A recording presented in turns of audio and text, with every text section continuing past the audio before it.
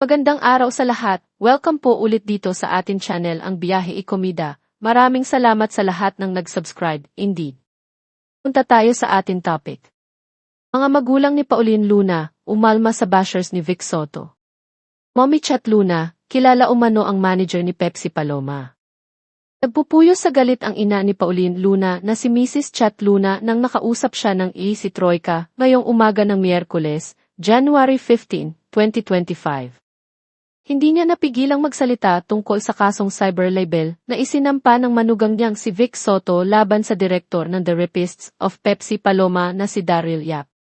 Himutok ni Mommy Chat, masama talaga ang loob namin ni Daddy, kasi nakilala namin ng husto si Vic. Unfair talaga sa kanya na nadadamay siya sa ganun ng Daryl Yap na yan. Hindi po ganun si Vic, kuya. Nang pumutok ang isyong ito at mabilis na kumalat ang teaser ng kontrobersyal na pelikula, nakausap daw ni Mommy Chat si Pauline. Pinagsabihan daw sila ni Pauline na huwag magpo-post o magre-react sa mga nababasa nilang mapanghusgang komento mula sa bashers. Pero hindi raw napigilan ng daddy ni Pauline na si Jen Luna na sagutin ang ilang komento na nabasa nito sa Facebook. Nagalit daw si Daddy Jen sa sinasabi ng bashers laban kay Pauline. Meron pa umanong rape threats kay Pauline like apektado talaga sila. Kawawa rin kasi si Pauline kung ano-ano yung sinasabi nila. Pero ang isa talaga sa inaalala namin syempre, kuya, ang mga apo namin, sabi sa amin ni Mommy Chat. Kawawa naman si Natalie at Mochi na nadadamay sila. Wala silang kamuwang-muwang, kuya. Si Natalie at Mochi ang dalawang anak ni Vic at Pauline. Dagdag pa ni Mommy Chat, kami po, wala kaming ginagawa kundi magdasal talaga. Wala po kaming panlaban kundi dasal lang talaga. Madaming beses nang nagmilagro ang Diyos sa amin. Basta kampi, kami kay Vic, all the way. Sa Diyos lang po kami takot. Proud kami sa manugang namin na si Vic Soto. Marami ang nagtanggol kay Vic Soto at nagsasabing hindi totoo ang matagal ng akusasyon dito. Gimmick lang daw ito ng namayapa na ring manager ni Pepsi Paloma na si Dr. Ray De La Cruz. Sabi ni Mommy Chat, kilala ko po yan si Ray, kuya. Wala yan ginawa, utang ng utang sa mommy ko. Patay na rin kasi si mommy. Patay na rin po kasi ang iba pang nakakaalam. Kilalan hila si Ray. Like hindi na siya bago sa akin. Kilala ko si Ray at yung kasama niya, si Conching na friend niya. Pareho sila, utang ng utang sa mommy ko. Ang hirap lang daw magsalita dahil patay na ang mga sangkot. Pero naririnig daw noon ni Mommy Chat na laging pinagsasabihan si Dr. Ray De La Cruz tungkol sa mga naiisip nitong gimmick.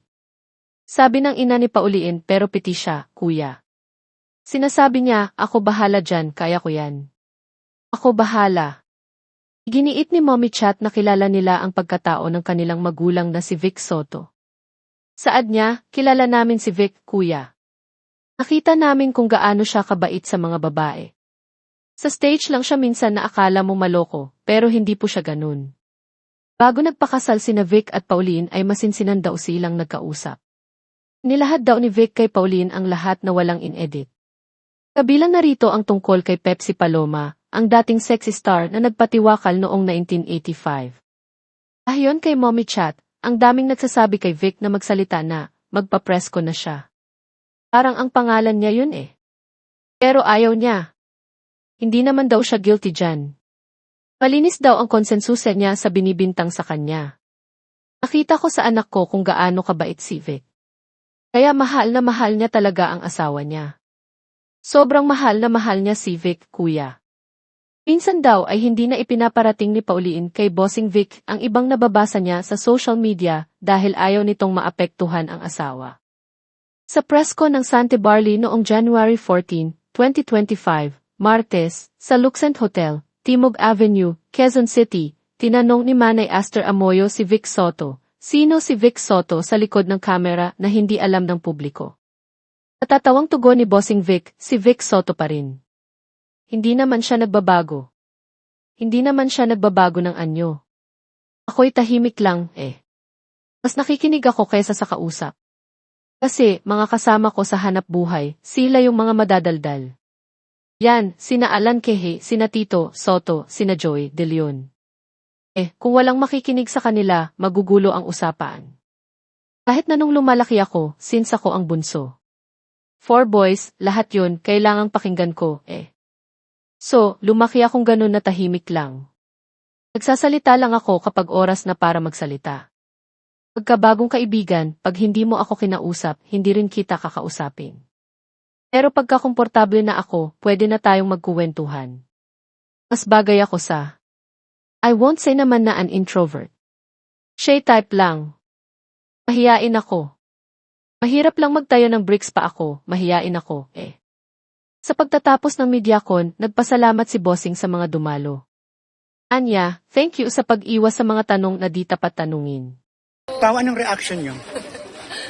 Katulad lang din ang reaction ng asawa ko. Pareho lang po.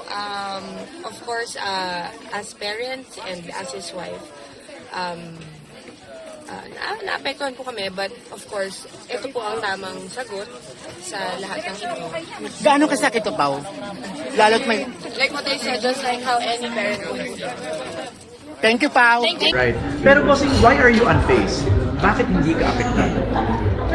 As I have a clean conscience, malinis ang pakiramdam ko. Wala naman dapat ka-worry. So, may stress ka lang pag iniisip mo eh. So, relax lang. Sabi nila, ganun talaga pag hitik na hitik ang puno. Kaya pinupukol yung bunga. Thank you. Pero bossing, That's a compliment. At yan ang ating latest showbiz chika update for today. Huwag kalimutan mag-subscribe. Click the notification bell for more showbiz chika updates. Like and share the video at suportahan po ang ating Facebook page. Maraming salamat sa lahat ng nag-subscribe. Indeed. Magandang buhay sa lahat. Paalam.